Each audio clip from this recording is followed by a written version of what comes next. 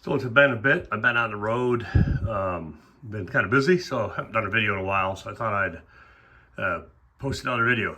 So this is kind of what it looks like when you are cleaning up from an op session. So I had an op session about a month ago and ran all but 3 scheduled trains. So now I'm kind of cleaning up. After an op session, I pull everything off.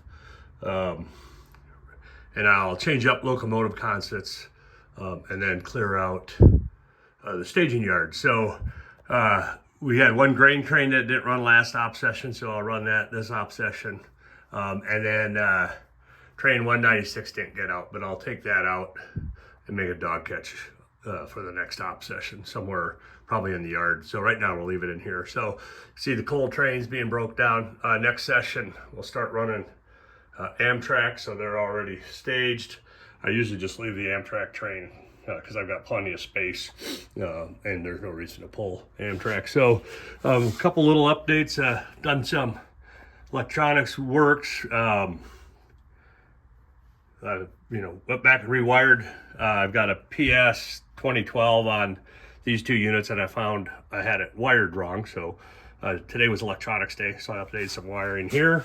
Nothing really new in Mid-Summit. I keep bumping this building. Normally I take it off during the op session because it gets in the way. But, I'm still working on Mid-Summit. This is my focus of scenery. I've got a building in the workshop room that I'm working on. So almost done with the buildings. And then once I get done with buildings, I think I'm going to tackle some trees. And then start scenicking this other section. I'll put another logic rail crossing in here. And then automated crossing, just the flashers, not the gates, but another automated crossing in there. And then one of my future projects is I'm going to get a light back there. So I've got one more fluorescent tube. I can hang that up. So I'll get some light in the back in that pocket.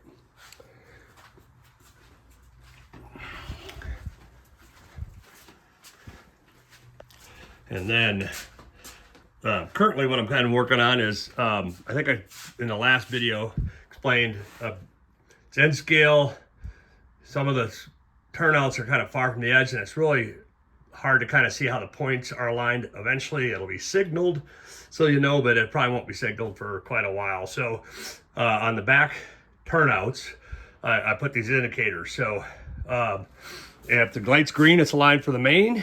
And then if it's black, it's aligned for the diverging route. So the diverging routes on there indicates what line's the main.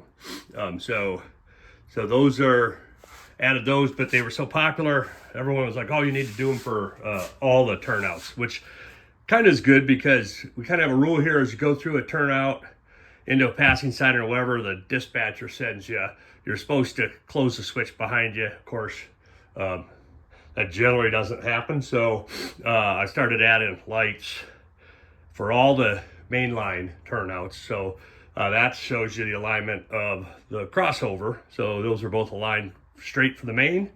And then I've got another one down here on the end.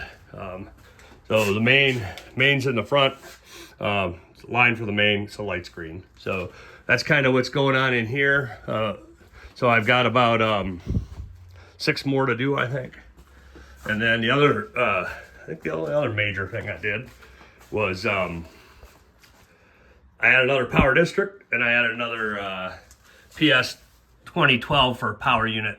Eventually I'll get the wiring to hook the command station up to that also. Part of the reason I did that is to reduce the number of outlets that I need. And so, done that, but I did add another power district. I decided to put the yard on a separate power district. So now I've got five power districts. I've got the yard, and then I have 2 on the upper level and 2 on the lower level. But I had some DB210s, an extra DB210, and then so the yard and the potlatch mill are all on a separate power district, which is good. There's a lot of locomotives in the yard, and then the yard tend to short more in the yard than other places. So added that in there.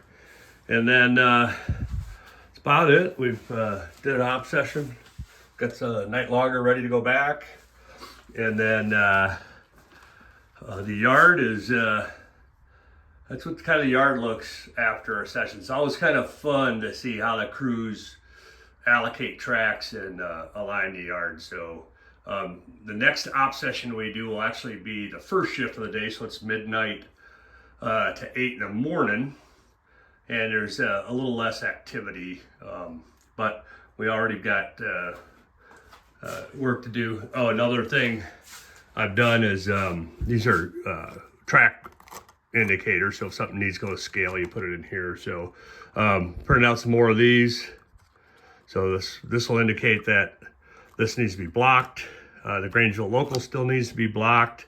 I was at a layout, Jerry Hoover does layout, and he's using these to hold car cards. It's better than kind of putting them on a layout. So if you look at here, this is just I think a 16th inch U-channel.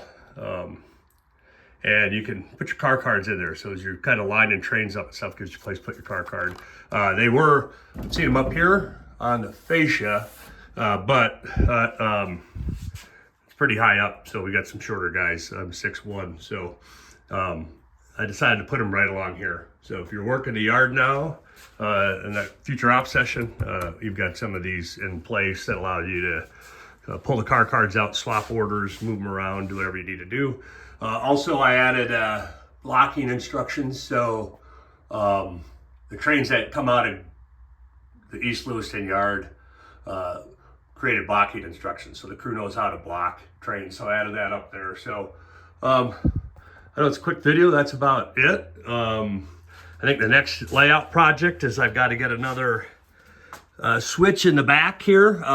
If you look, those are the Lewiston Grain Growers fertilizer elevators that were in Rubens. Those are just a stand-in. They'll actually be a flat on the wall or a photo on the wall, and then I'll just put a Rick's elevator, a bucket elevator, right on the edge of the backdrop, and that'll represent that fertilizer track that's in Rubens. And then I do need to add a switch in there, so the next layout project's cut a section out there and drop in a right hand number 5, and then put the tortoise machines in, and then that'll have Fen, Cottonwood, and Reuben's ready to switch when the Grangeville locals either going to Grangeville or coming back.